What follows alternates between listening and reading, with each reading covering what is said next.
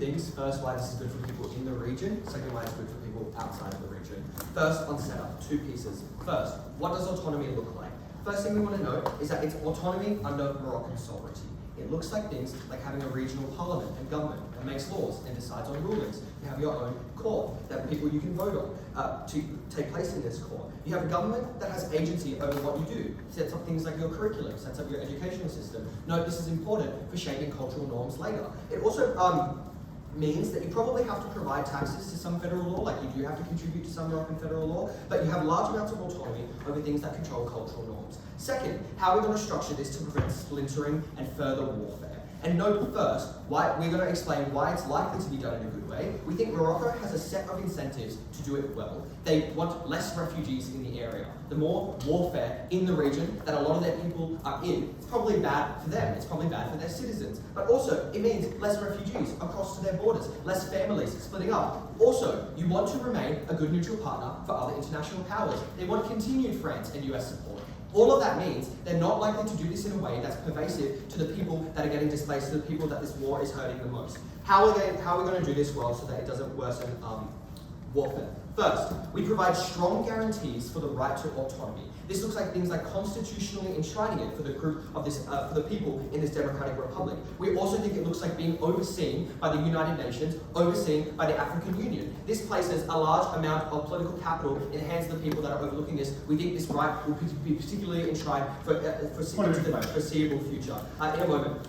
Second way this is done well, we think it looks like a strong reintegration of ex-fighters. We think these people are given a bunch of opportunities and platforms to reintegrate with their families, to reintegrate with society. We think it looks like things like retraining them and ex-fighters, to actually have jobs and stabilize themselves because they've been in war for decades. Third way this is done well, we think it looks like there's a series of symbolic recognition from Morocco. We think you have an acknowledgement of the autonomy that this group now has. We think you're allowed to fly like an independent flag in the region. All of these things are particularly important for the internalization of this change, so that people do this, so that people internalize this well. And finally, we think we can rely on a set of generational change and recognition. As this goes on, it's probably going to become more normalized. The fighting and the warfare is in the past. We think it means that families can move on from this tragedy and from this trauma. Note, to preempt some of what we might hear about why, or like whether or not we give current leadership a role in this current government, we think because it would be set up democratically, it's likely that these current leaders of the Democratic Republic probably will run for a position. We also suspect that they might win one of these positions. But all of that is to say, it will be done democratically. This gives enormous power to the people of that sovereign republic.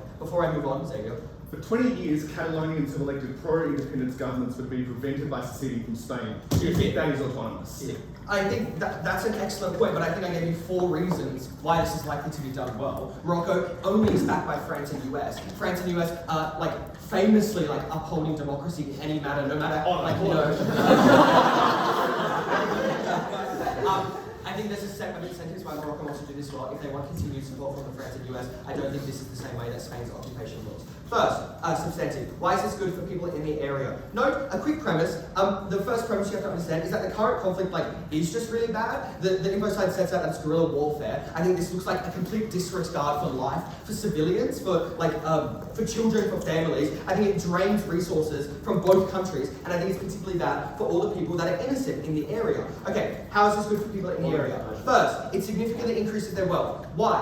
1, it gives them more stability. 2, non-contingent on the stability of a government, which means, you're much more likely to be able to have a bank that you can go and get a loan from, or to be able to have a job that's secure and you won't get, drafted into a warfare, or that, building is going to get blown up the next week or shot down. I think that's a tremendous amount of stability. But non-contingent on stability, you just get government investment from Morocco, and I think that's true for a number of reasons. First, the region in that this is taking place has significant resources that Morocco would like to develop on. I think there's a significant amount of coal and minerals in this region that Morocco probably has a good incentive to extract and to want to develop this region. Third, I think it gives the people of this sovereign democratic republic access to a free Moroccan market. That's particularly good when you're trying to buy things. That's particularly good for your quality of life. If you cannot get access to food or water or shelter, it's probably good that you have more of that supply. And finally, recognition as a stable country probably means the government or the local government or whatever, you can borrow and accept more loans because you're seen as a more legitimate actor. Okay. Also, I think the UN oversight creates an idea of stability that draws in investors. It's the same way that if a currency is super stable, that is how you get foreign direct investment. If a currency, nobody's going to invest in a country if they don't know that currency is going to exist in 10 years. That's why autonomy is super important. Okay, second reason it's good for people in the area. It gives them cultural autonomy. I think this is important for a number of reasons, especially if we consider the people, 70% of the people in this region are under Moroccan rule. Their culture is eroding in front of us. They cannot talk to their families. They cannot speak in their own languages. They cannot practice cultural norms like birthdays, traditions, families, because they're under Moroccan rule. All of that means it's tremendously important for these people to get their culture back, to be able to preserve it before it is far too late. I think when you get to control things like education, when you get to elect leaders into positions that get to set cultural norms, that get to allow your family freedom to fly the flag and express their religion and teach their kids about the things that were important about them beforehand, I think all of those things make your culture stronger and make sure that it is not eroded by occupation. Third and finally, why it's good for people in the area, you get democracy. And no, right now, you either are living under a dictatorship in exile, or you're in a government that they feel like it doesn't represent them. I think principle of democracy is particularly important, especially if you've had a rule for so long when you haven't had a say in your government, when this exile and when this warfare has been happening for 20, 30, 40 years. I think it's particularly important that these people feel a say. Otherwise, they're not going to want to do things like contribute back to the society. Otherwise, they're not going to want to do things like go get jobs and go help their country develop. That is the only way we see this country develop into the foreseeable future, if we give them that right. Second, substantive. Why it's good for people outside of the region. First premise to understand. There are lots and lots and lots of refugees and families displaced by this warfare. Tons of people are in refugee camps in Algeria and displaced to other countries just on the immediate borders. All of this means, practically one, if you have a safe place you can return to that is good for your quality of life, it means you can get things like clean food and clean water and shelter and a job. But principally, clearly, the UN also sees this sovereignty as a right. If they made the ICG ruling that these people have a sovereignty, they have some sort of principal right to the land and principal right to the land that they historically own, it's vitally important that we give these people a democratic vote. It's vitally important for refugees to be able to come back safe, spend it with their families. So proud to propose.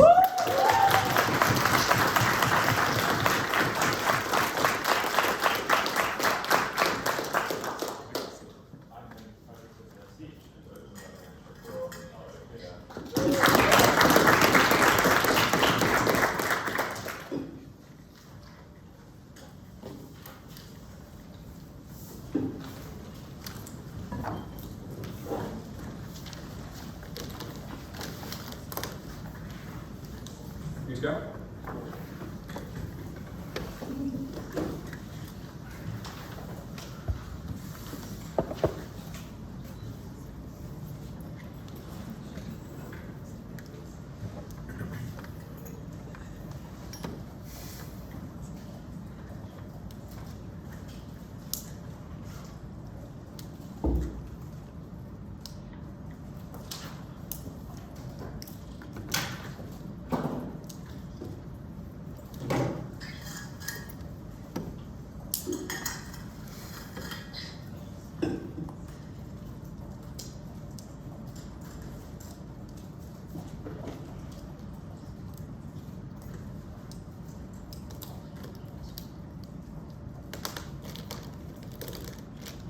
It is telling that every country described in the info slide not only enormously regrets the decision that is being made, but these are countries that do not have active terror cells that are being financed by other nations, that have a huge incentive to rebel for the reason that now they face an existential crisis. There is a government coming to wipe them out. It causes a huge amount of bloodshed for a deal that is not good, for one that could potentially be better and could actually provide far more for these people. There is no fiat that opening government can provide that the deal is good. They have the fiat to accept it. We say that it is a harmful deal, you should not accept right now, that is damaging for people on the ground, and we're immensely proud to stand in opening opposition. A few bits of setup. Firstly, in terms of what partial integration looks like right now. There's startlingly little analysis for all of the grandstanding we get about getting a government, about what the actual world looks like on the ground in this country. And that is, there already exists an ability to trade from this region with Morocco for all of the reasons they identify that it works for both parties. You sell resources at a level that is beneficial, and also because that is in a lot of ways mandated by the African Union, who wants to ensure free flowing of trade in this free flowing of trade in this region. The second thing I would note in terms of this area, its region and its governance, is that it's not a bloodthirsty dictatorship in the way that they describe. As the info site says, it is 30% controlled. It is 30% controlled by the Polisario, I can't remember the name. 30% controlled by that group. Not these people are living under an authoritarian government that does not allow them any control. And they give precisely the reasons to believe this government actually has a lot of incentives to try and play these people, to care about them, to provide good resources so they can maintain control and so they can stay in power. So with that, I'm going to explain two items. Firstly, why this deal is enormously harmful for the people here on the ground, why you're likely to get a better deal in the future, but why even if that is not true, this is immensely bad for Africa as a whole. Firstly, in terms of the actual terrorist crisis that will be created as a result of this policy, and secondly, because of the flow-on effects of this in terms of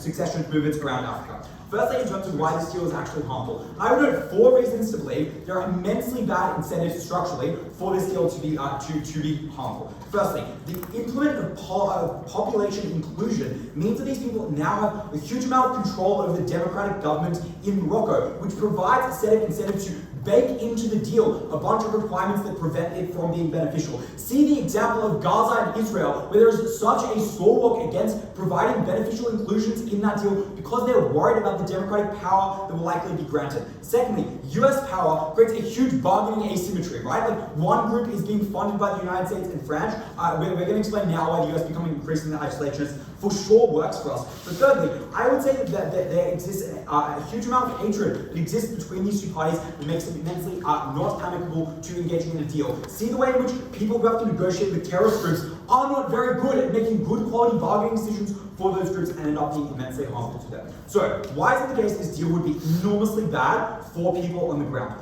Firstly, it would be enormously bad in terms of the extraction of resources, not only because people in this region would not see this well, because of the practice of how those resources are extracted. That is to say, when Morocco is setting that policy, and the vast majority of people in that region get to decide what happens, they are not likely to put any measures in place to stop the absolute destruction of natural resources in this region, the pollution of rivers, the displacement of villages, the kicking of people out of their homes in a way that is enormously bad. This would create a crisis that doesn't even help these people. It would help and flow through the taxes to an enormous wealthy class in Morocco that has no incentive to care about them. But secondly, I would note principally, this is an enormous loss of autonomy on basically every front. That now people who do not want to be included within a government have to be subject to the laws of immigration, the laws of education policy, the regulation on every kind of a government that they fundamentally do not consent to. And I would give a very simple analogy to this. Indigenous people around our country functionally can still vote democratically.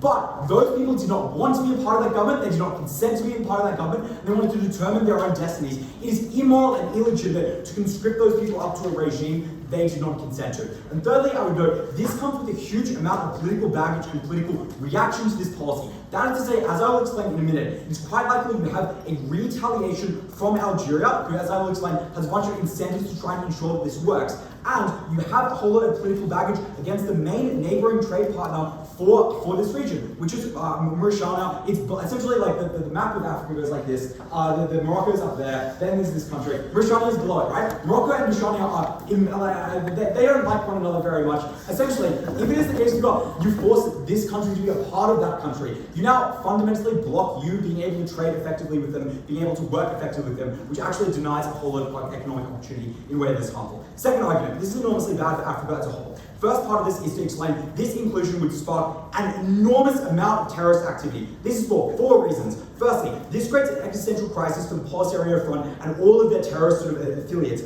Noting what Prime Minister says, Morocco wants stability. Guess what that is? An existential crisis to crack down on what they say are the threats towards that stability, the people who are currently in control of this government. So, I think it's quite likely you get them to be far worse. Secondly, this sends an enormous rallying cry. This is how terrorist groups do stuff like recruitment, because they are worried about whether or not they will be able to control their own country. Thirdly, you set a clear timeline for integration, which incentivizes them to attack now. So even if the terrorist groups exist on both sides, you create a deadline by which they have to act. Fourthly, you incentivize Algeria to try and, firstly, do stuff like tariff Morocco in response to this policy, which harms everyone in that country, but also to try and fund these groups in response to it. Closing. this is a region with very little developed infrastructure for terrorists to attack. Most of the threat comes from other terror groups like JNIM or ISDS or Bukhan-based separatists. They are far more likely to be important. A number of responses to this. One, opening government say you want to construct infrastructure, construct development, that is what they will destroy, and that is enormously harmful, not only short term, but going forward into the long term, because it means that there is no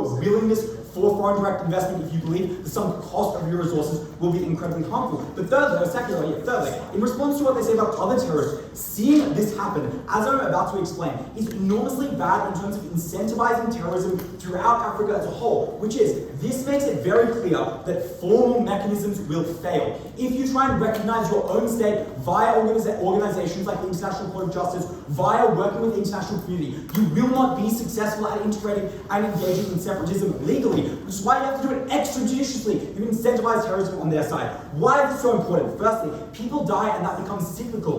The death of people recruits further terrorists and incentivizes the Moroccan crackdown on their side so they can use it as rhetoric in a way that is harmful, which creates an immensely important long-term effect as is terrorism. Secondly, as I explained, you can't get infrastructure and development. And thirdly, this invites retaliation on the 35 million people who live in Morocco. So all the people in that country now face retaliatory attacks from these terrorists to harm them. Destroys people's lives, foregoes a better deal, and is bad principally. Incredibly proud to replace.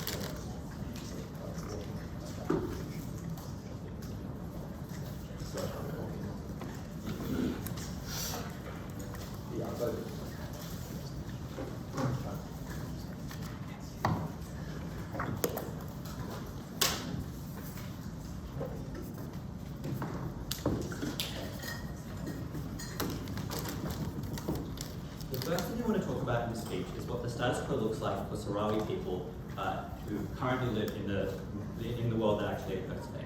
I think this team needs to do a lot more reading about Africa to understand the position of these people.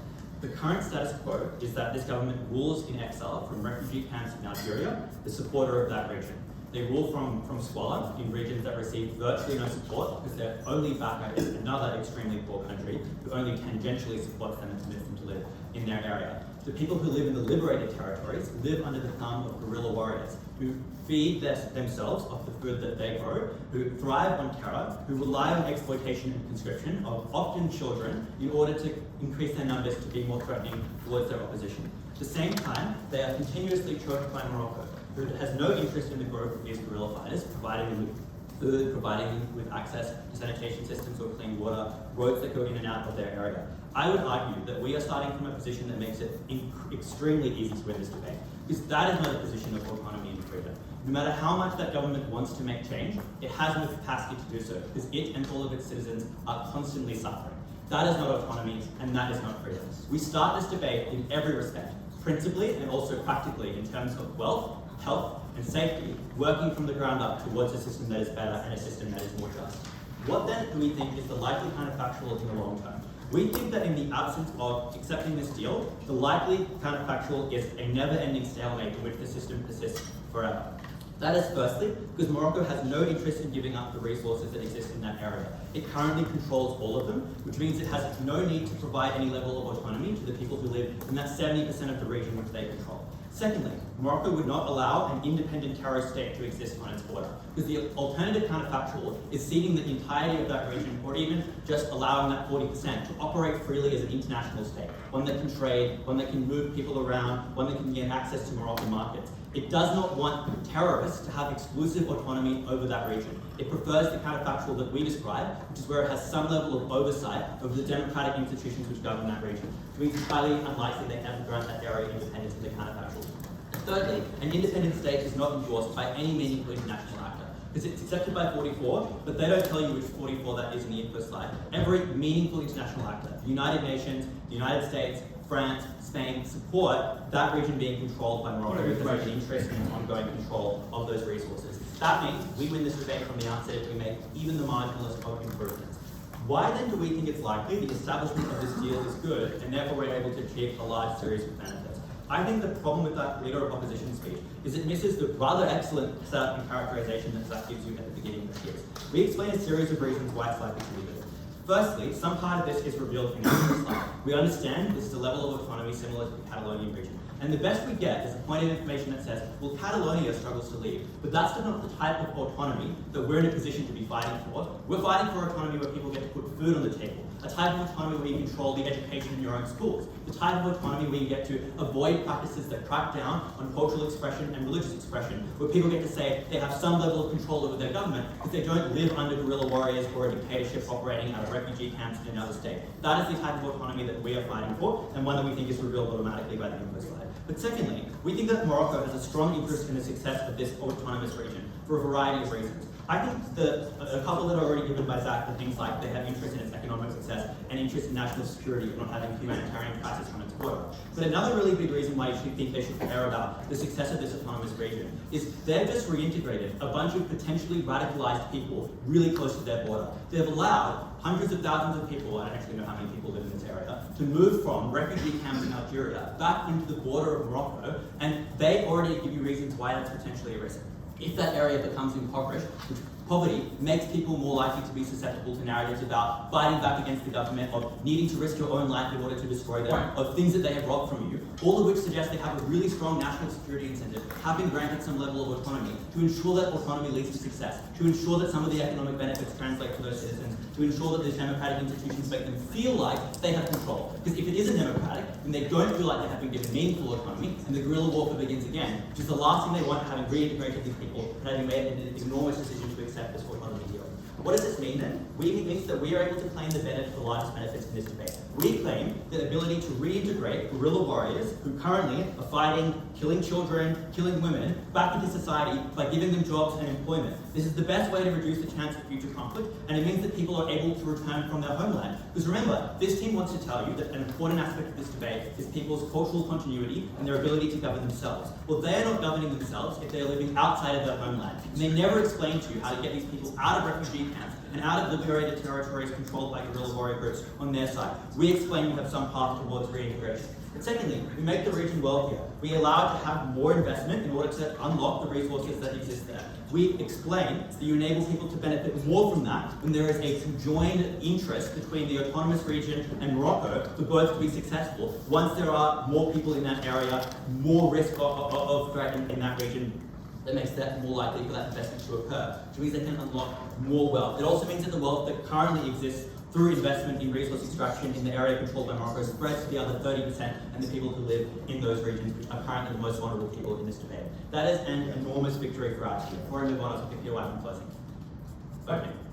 Yeah, the ICJ said that Morocco doesn't have the right to sovereignty. If it was a barren wasteland with like 12 guerrilla guys, would they have said that? Well, it's not about a barren wasteland with 12 guerrilla guys. It's about hundreds of thousands of people suffering under a large number of guerrilla warriors. They said that because that region wants independence. We're arguing they should accept autonomy instead, because that's better for them, leads to a more meaningful form of autonomy. Debating doesn't work if you just say, well, they actually want this, they should do anything else. We'd all just stay doing whatever we're currently doing if that were true. We'd never win a sugar cane from the affirmative. Does this incentivize further terrorism in the future? We would say that this is not actually the enormous victory for terrorists that they claim that it is. They have lived for 40 decades in exile in another country, in extreme poverty. Being a guerrilla warrior isn't fun. What they want is economic opportunities and some level of independence. And we would argue that that's been an enormous loss for them. This process is after an enormous amount of pain and suffering, and I think it's unlikely that others are that interested in replicating it. But also, we don't think that this is necessarily a bad framework to establish in international law, like a process of providing autonomy, overseen by the United Nations and African Union that enables a region to be more peaceful and safer is a good one. But also I would argue that any argument about other terrorist groups is symmetric. Terrorists are terrorists because it is in their financial interest when they face extreme poverty to exploit others and the fear that others have. Terrorist groups fight terrorist wars on either side regardless of the precedent set by this topic. We explain the largest impacts and clearly win this debate.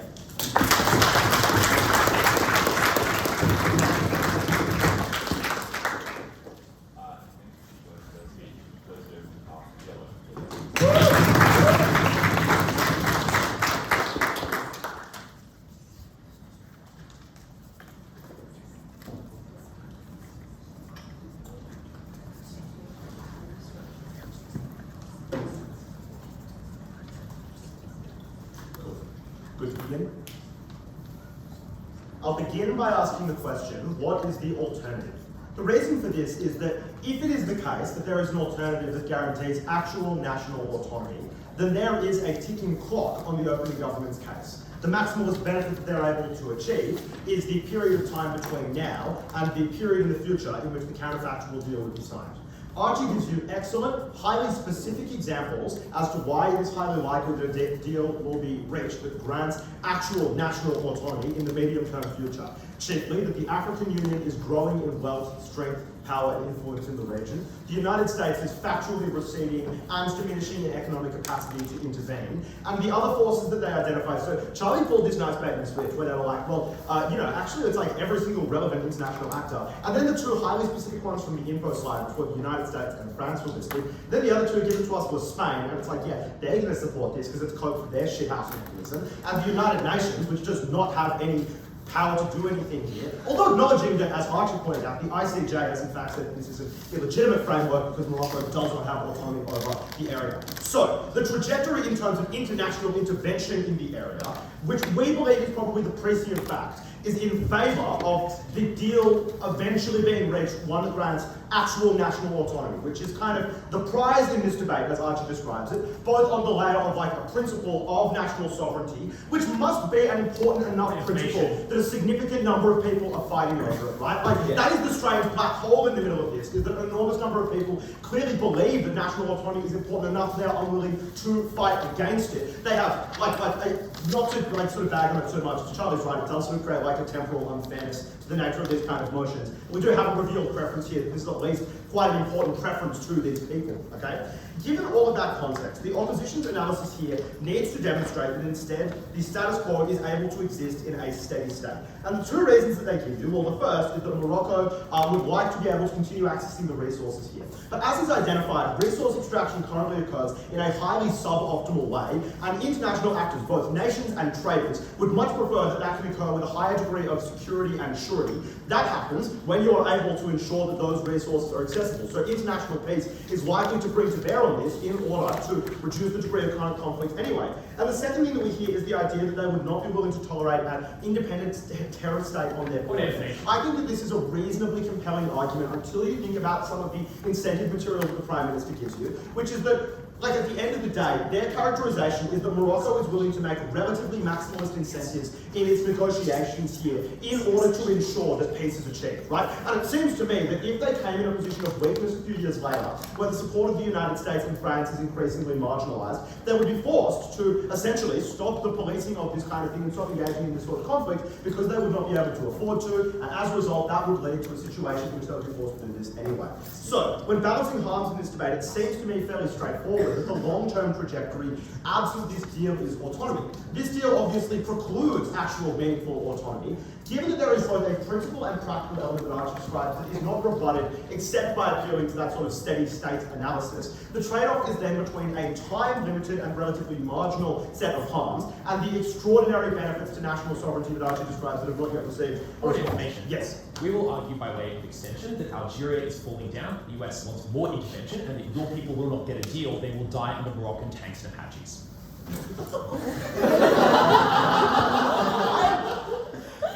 the first thing that I'd say about that, kind of obviously, is that the United States is not going to be in the kind of context to make the sort of interventions that presupposes. There's a number of structural reasons for that. Their body politic is opposed to it. Their budget is actually collapsing. They're not going to be able to spend as much as they want to on it. They're far less interested in the region. The second thing that I would observe is, and I told you previously, I think the comparative is far more towards African Union intervention, which, as Archie has given you a set of characterization, is likely to grow in strength and sort of grow in potency.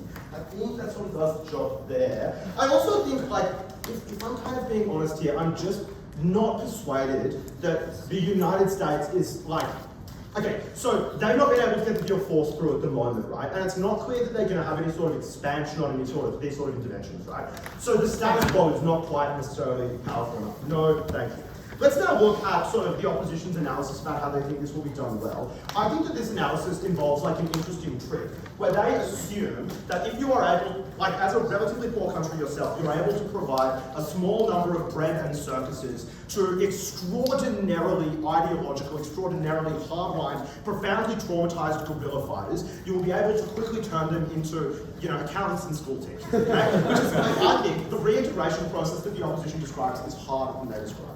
Why is that important? Well, in the short to medium term, which is the most important period before the reintegration has had any chance to procedurally be effective, you will obviously have a situation in which you have two groups of essentially terrorists. The first group will be the people that are currently guerrilla fighters, and the second will be the considerable number of people who have fled to refugee camps that the opposition wants to immediately let back in. What can Morocco do in that situation?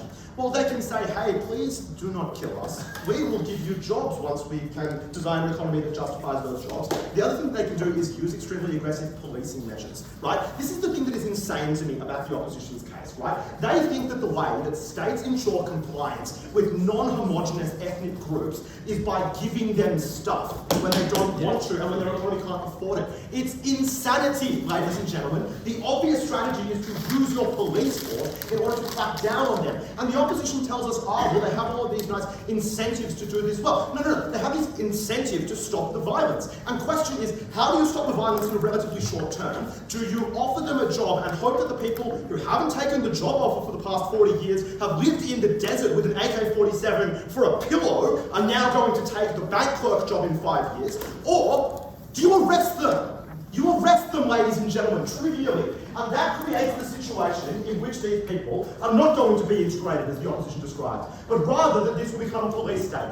Why is that relevant? Well, because the harms of terrorism that Archie describe like perpetual entropy state terrorism, right? They create a circumstance in which you have a perpetual subclass that exists, that is supported by your regional neighbours, that is endorsed ideologically by virtually everyone around you, that gains strength and now has access to that. And that means that exactly the same harms as previously conceived of will continue to be harms that arise. There will be exactly the same level of violence, except distributed the entire way through. And given that we have described a prospect for a realistic future peace that just relies on listening to the people who have turned down this deal before and will turn it down again tomorrow because they value autonomy over the promise of short-term false security the opposition provides, we must take their opinion at face value.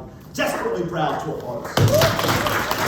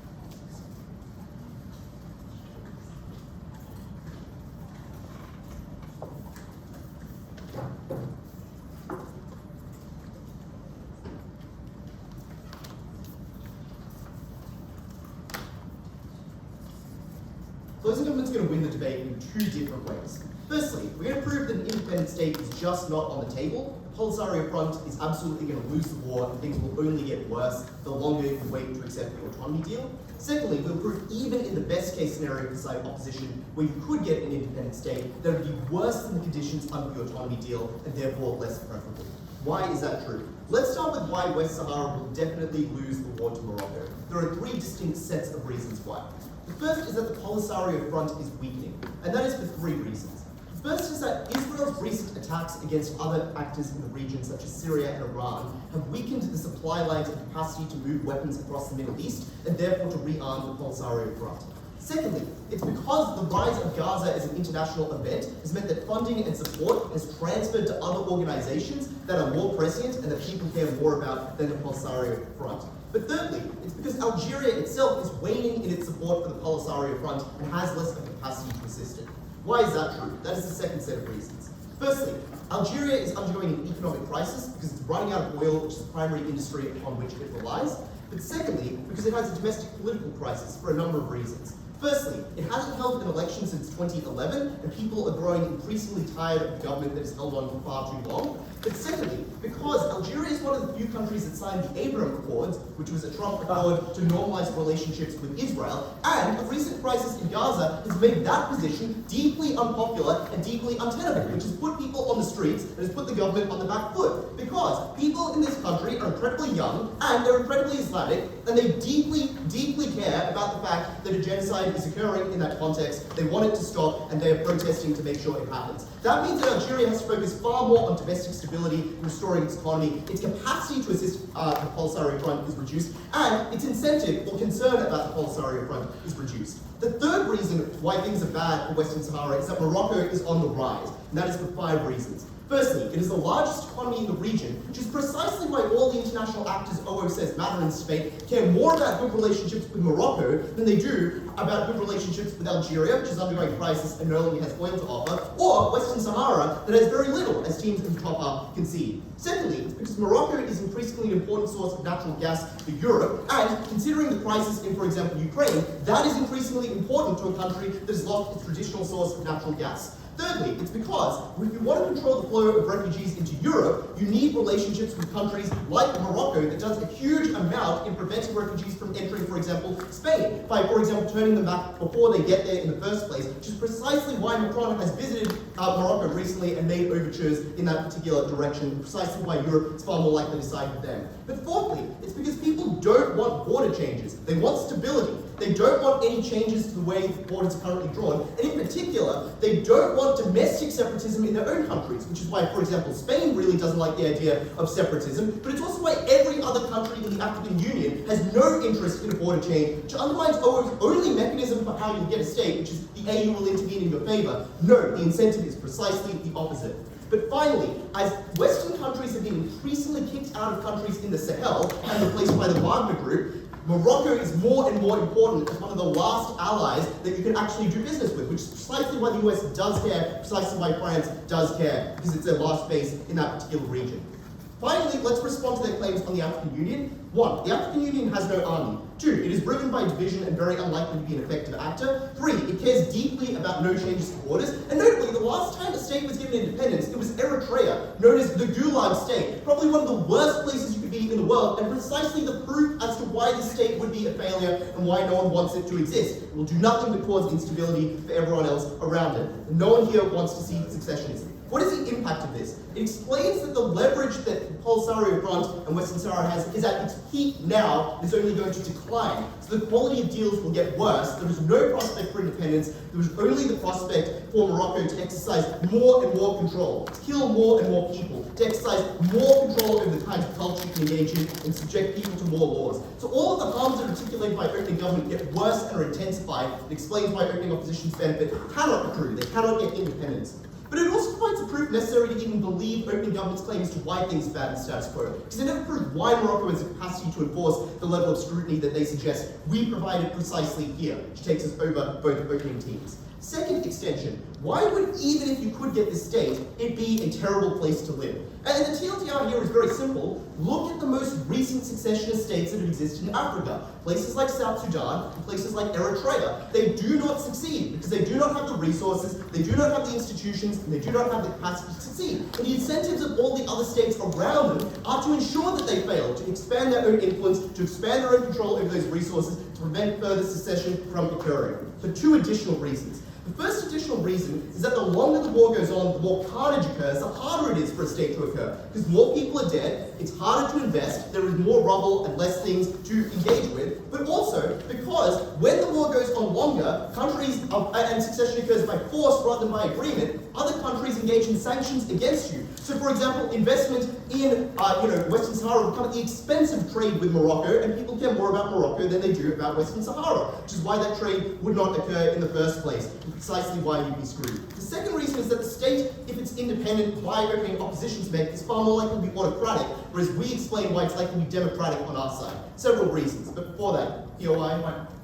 If Morocco has no alternative, this state has no alternative, that clearly explains why Morocco can crack down on them extra hard. People don't have any other viable alternative. As your opening explains, this area is in fact immensely wealthy in natural resources, which explains why they would be corrupt in the short term. So, yes, it is true that the Western Sahara's hand is weaker than Morocco's, but one, the info slide explains many of the details are good. I think the opening government gives us some reasons to believe that they will be better. I will give some more. But secondly, even if the deal's not good now, we explain it gets worse over time.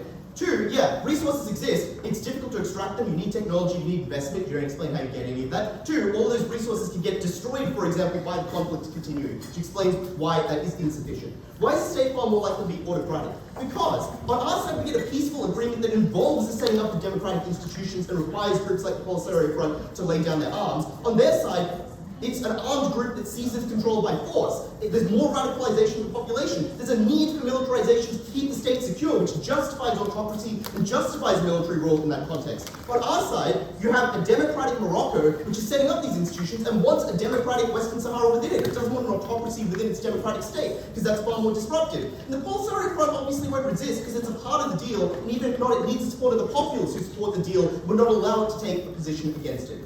Things only get worse. Take the deal now.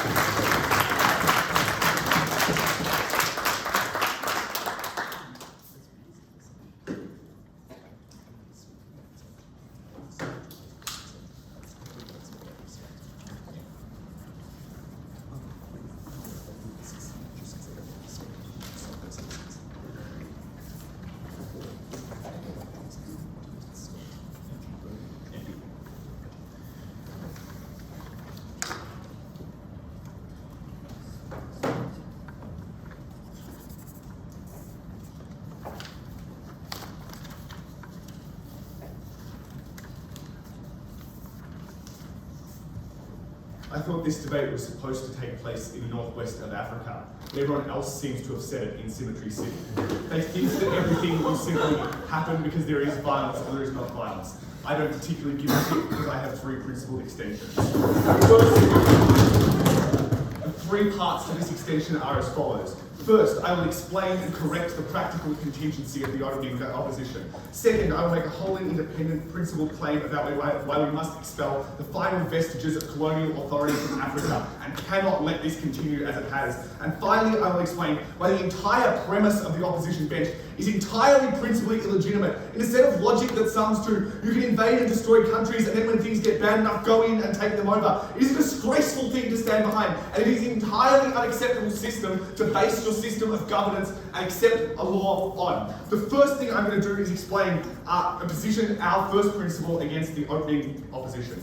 Archie correctly observed that autonomy is good, but there are two problems. The first is they needed to demonstrate there would be autonomy in the counterfactual, and secondly, it is vulnerable to DLO's response and the response that comes out at government member that they may not have autonomy counterfactually, the country may be worse off and you may not have a democratic state. I will begin by explaining why this is a uniquely good time for a Sahrawi state. And I would note that Ben gives 5 reasons why these countries are, like 5 structural reasons why the United States and France don't care anymore, but actually misses the most important ones that stop them from engaging. First, the United States is engaging in a policy of refusing to intervene in Africa since 1992, when it fucked up its support of Somalia in Mogadishu. No, thank you. It's incredibly unclear why they would go in to support a deeply unpopular and relatively unknown group of people as a result of this. Secondly, we would observe and flip Uday's mechanism that the United Nations has recently, more and more states are recently recognizing Palestine, which gives you an explanation that there is in the conscience of states right now a concern about settler colonial violence and the way in which states illegitimately encroach on other people's territory. This is an excellent time to manifest that narrative in favor of this state to explain why you must be granted authority, that you claim an extra group of people who support you in this outcome. That makes this a particularly good time to do this. Just going to insulate this against the implicit responses in the member of government speech. The first is to say that all of these states fail. This is just an extraordinarily weak claim empirically. There are a series of successful post-colonial African states. The second is they tell you the reason for this are that you have no trade. But I would ask that their counterfactual is just Morocco coming in and being a purely extractive state. You don't get any trade benefit as this autonomous nation in the same way that Catalonia gets no trade benefit from its neighbours. No, thank you. Because all those resources are directly extracted by Spain because they still maintain control over foreign policy. The last thing, then I'm going to explain to you the last part of this principle's contingency, and that is why there is autonomy being manifested right now, even if there is no state gain. And the analysis here is very simple. There is simply a degree of autonomy in violence, which you are denied when Morocco takes you over. The example here is very simple. When Jewish people in the Warsaw Ghetto were facing the imminent threat of Nazism rolling in from the west, they knew they were fucked either way. So here maybe the Sahrawi fucked with either way, but at least they get the chance to defend themselves and fight for something that matters to them. They might die on either side, but at least they die in support of a cause they believe in, not under the thumb of the colonial oppressor as on their side. I'm going to explain now why this is actually just an extension of the colonial project. And I would observe the framing here is quite simple. For 150 years, Africa was ravaged by the West. Economic extraction, plunder and pillage destroyed the continent in a way which is entirely, principally illegitimate. The rise of independent African nations is an absolute moral good. To achieve it is valuable in and of itself. I'm just going to make an observation that I think helps this claim a little bit. Is that Charlie usefully explains who supports Morocco. Spain, France, the United States. Otherwise known as like colonizer central, right? These are just a group of states who have extracted from Africa just about everything that they could plausibly ever imagine and are now saying, no, you should violate international law, you should ignore the principles and basis of justice that we engage with on that, and you should instead just do what we say because we have force and our might will make right. The reason that it is particularly bad and something we could weigh this debate on is the first line of the info slide. This is the last African state to achieve independence. It would be a disgraceful and entirely principally unacceptable outcome. When being on the border, when being moments away from a finally independent continent, finally free of the 150 years of colonial oppression, finally free of the lack of democracy, finally free of the extraction and plunder, that you would say no. We will put our foot down and we will continue to fight against you. Again, even if this new independent state is not perfect, we think it's an independent principle benefit that it gets the right to exist. And it has a series of material benefits which I think are fairly intuitive to every other African nation who now sees a fully independent continent for the first time in their lives. Opening. Do you expect the hunger of Sahrawi children, who your opening concedes will continue starving for many years to come, to be satisfied by a feeling of principled righteousness? Yes. The first reason I believe that is it's incredibly unclear that the Moroccan people would in any meaningful way rebuild the state, and I think that is successfully dealt with at the opening opposition. And the second claim I'm going to explain is why any harm that accrues on your side, the response to it on both government benches is an entirely principally illegitimate one. They say on opening government and similarly on closing government, you must accept this because war creates such poor conditions that things are so bad for them that any solution is preferable. But you must ask yourself, who created these conditions? It was the Moroccan government who refused to provide support to the people of Western Sahara. It was the Moroccan government who continued to fight against them when they requested independence. It was the Moroccan government who refused to uphold the ruling of the International Court of Justice. Morocco illegally occupied this territory. People fought back in the name of their sovereignty. The logic of the government bench in this debate is that we must just accept that when a country invades you and fucks shit up, they have some right because at least they could make it a bit better if you just gave the fuck up. By that logic, it would have been acceptable in the mid-1960s for America to take the south part of Vietnam and say, gee, well, this is a bit fucked up by this war, I wonder who did that. Oh, but I promise you we'll make it better. No chance that they are likely to make it better, and certainly not a legitimate way to accrue that. At the end of all of this, there is a simple contention on closing opposition. It is better to die on your feet than live on your knees, and we're incredibly proud to oppose.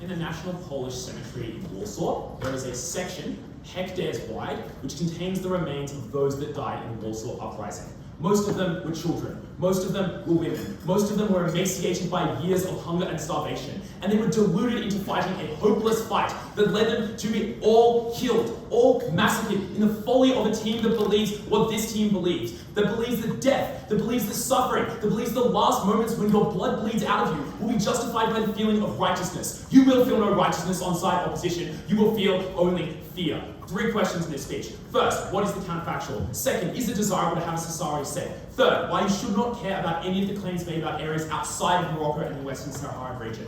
First, on the counterfactual, this is the determinative question for which you should resolve the debate, for 2 reasons. First, it is the ground upon which opposition bench states all of their claims. The claims that come at opening of opposition. They say you get a better state later. They say that the Polisario Front will become terrorists because they fear that they're going to lose the war. But if they're going to lose the war either way, they would have become terrorists either way. And similarly, at closing opposition, the claims they make about resistance obviously remain contingent. Would it have been immoral for the people of the Maori to sign the Treaty of Waitonga? No, of course not, because it saved them from certain extermination. Those kinds of decisions nonetheless remain principally consistent. But secondly, because this is a question in which our opening is extraordinarily unambiguous. The entirety of the claims about the counterfactual given at opening government is 90 seconds at DPM. They give 2 reasons why the SADR will not win the war, which gives no proof as to what we provide, which is why they will lose the war. We are not in any sense in tension with that claim. We're advancing that claim by explaining why you lose the war. Furthermore, opening government get beaten on that grounds by opening opposition. We have no idea, but yes.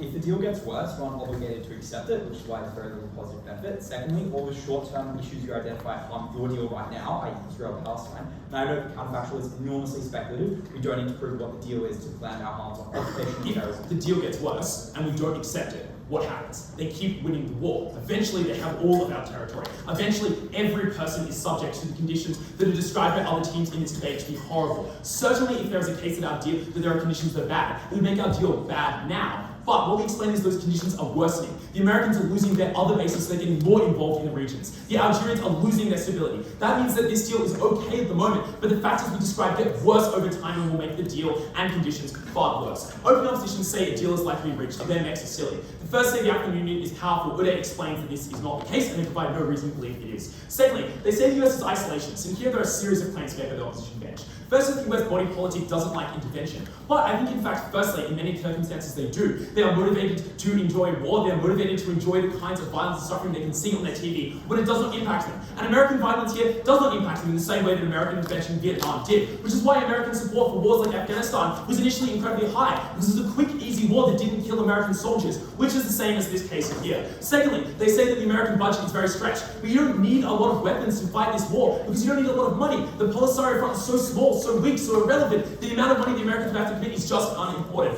Thirdly, they say the Americans are less interested in the rest of the world, and this translates into a claim as XK, which is that the Americans have not intervened in Africa since 1992, which is factually untrue. They intervened in Operation Barkhane. They took up their own bases in the Chagos Islands. They own much of Mauritius so that they can maintain bases there. What we explain is that the Americans pulling back from the rest of the region means that they must invest more in Morocco. Because Morocco is a safe harbour from which their spy planes can fly over the Middle East, from which they can launch bombing raids against groups like JNIM or ISGS in the Sahel that mount an active threat to American interests and American citizens. They need Morocco, which is why Morocco has a strong hand.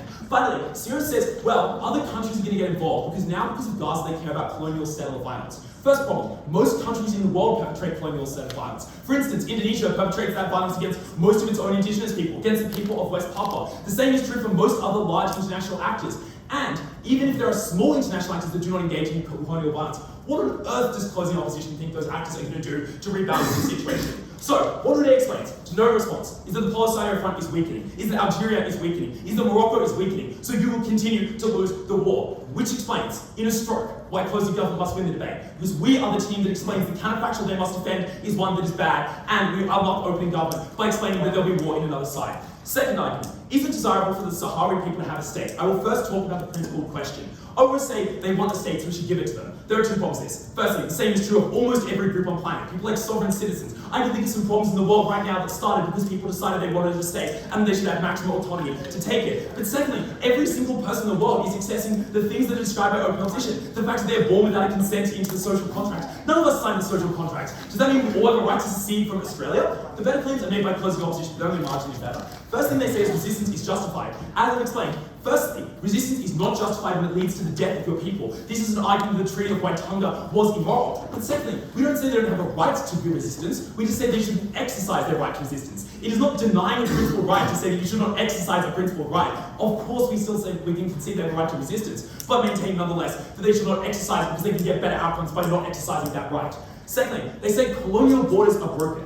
First observation, I actually think this is untrue. And I'm sorry, I know the info slide says this is the only place that is still colonial borders. Of course that's not true, right? Like Somaliland is still controlled by Somalia. Because the reason is, all African states involve a multiplicity of ethnicities. So the argument of closing opposition is that every ethnicity in every African state should be able to resist because the borders of that African state were drawn by Western countries in places like the Berlin Conference. But of course that is not true. Of course those people do not have the right to rebel against their state. But secondly, I think the claim they make is claim that is true of all states. They say this state was founded in violence and then it was maintained in order. How do you think Australia got started? How do you think America got started? How do you think France got started? They killed a bunch of Germanics and then took over the country in 700. What is the distinction between the claim made by closing opposition that a state founded in settler violence is immoral and the claim that every other state in the world is immoral because it was founded by the conquering of that state from other people? Let's talk about the alternative. OS say Morocco will create a police state. OT try to say there's no incentive to create a police state. Of course there's an incentive to create a police state, not that I like my opening. But I would say that firstly,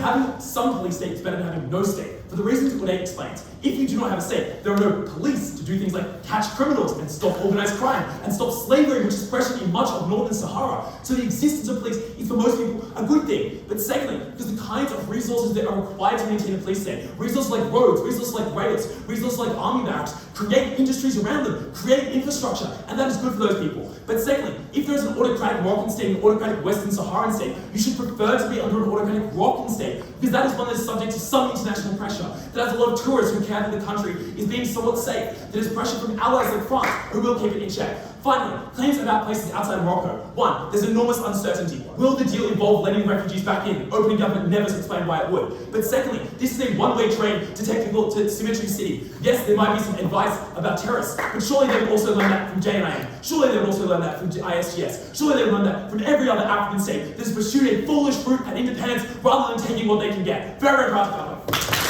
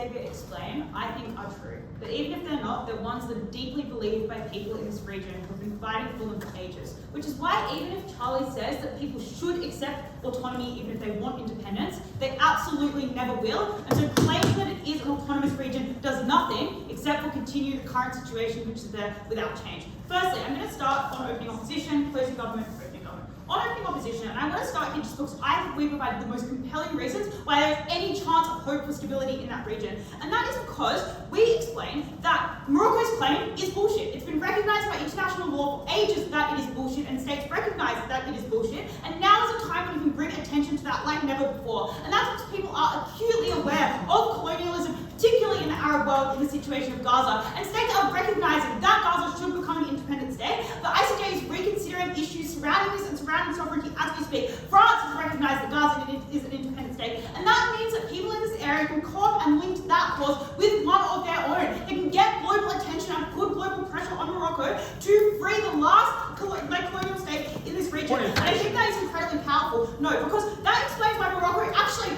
is quite willing to let this go. Currently, as it's explained, this is a bit of a disaster for Morocco. It's causing refugees, it's threatening their oil resources. If they're able to frame this as them being good and being anti-colonial, it is the best thing they can do for their stability. And that's because it builds a good relationship with this now independent region. Because you're never going to get their resources if they continue fighting and continue bombing the oil sites and the mines that you want. But when you give them independence and you have a better, healthier relationship, it's likely that they want to trade with you, right? That you are not on nearly as antagonistic terms. Maybe it's not perfect. Obviously, there are histories of conflict here. But I think it is in Morocco's interest, internationally, reputationally, as well as the people who historically support them, because France needs to explain why they support independence in Gaza, but not here, and that just makes them look hypocritical. Jack says that all these states are former settler colonial states. Exactly. That is why they need to recognize independence here to give themselves further legitimacy. So it is that history that they have to work to that they have to work against to give themselves the look that what they did wasn't fucked up historically to make better now. And I think that this is why we explain by far the most plausible reason why now is a moment where independence is maybe not guaranteed, but at least somewhat likely, and that is something that we should aim for and strive for in the debate, given the uncertainty of everything else. Let's talk about closing government. They give some reasons this will never happen. I don't know, one about Syria, which I understood, but I didn't. One about Gaza, which I think I flipped. And then some stuff about Algeria and Morocco, and how Algeria is waning and Morocco is increasing. I think firstly, a lot of this is just somewhat speculative. I'm not sure a lot of it is known. But I think this also just suggests, incentives why Morocco actually wants international legitimacy at this moment. They are growing and a growing power in the region and a growing influence in the region. They are also tarred with the label of being currently in a colonial situation. That is detrimental to the trade ties that this can, let's say, are important and important to go to. But this is why they want to be tied in, and this is why they want to be, now is again a moment where they're perhaps likely to do this if they're growing. But again, this lacks comparison. If you think Morocco is currently growing in power such that they can do and fuck over this area how much they want, they can obviously do that even if they give them autonomy, right? Even if it's constitutionally enshrined. The CG never attempts to explain the essential burden of why Morocco will govern well, why it will not be worse than the thing that they say is bad. I think that again just cuts them out of the debate because they are just on comparative on that. Finally, they claim that it would be a bad state. They say that states such as this have failed historically. I think that it's untrue that it would. They say, the info slide says it's the last African colonial state. They say this is untrue. It's in the info slide. We have to believe that it's true. And I think it is different. It is recognized by the African Union as an independent state or something that could be a state by 44 countries. It is able to differentiate this from other successionist movements that do not have the same level of legitimacy. As pointed out, they have resources, no thank you, that means they can build. They have international support and probably Moroccan support if this deal goes through. It means they can rebuild and make it a good state. But finally, even if it is autocratic, which I doubt it would be, like democracy is in their name, it seems like that is something that they want.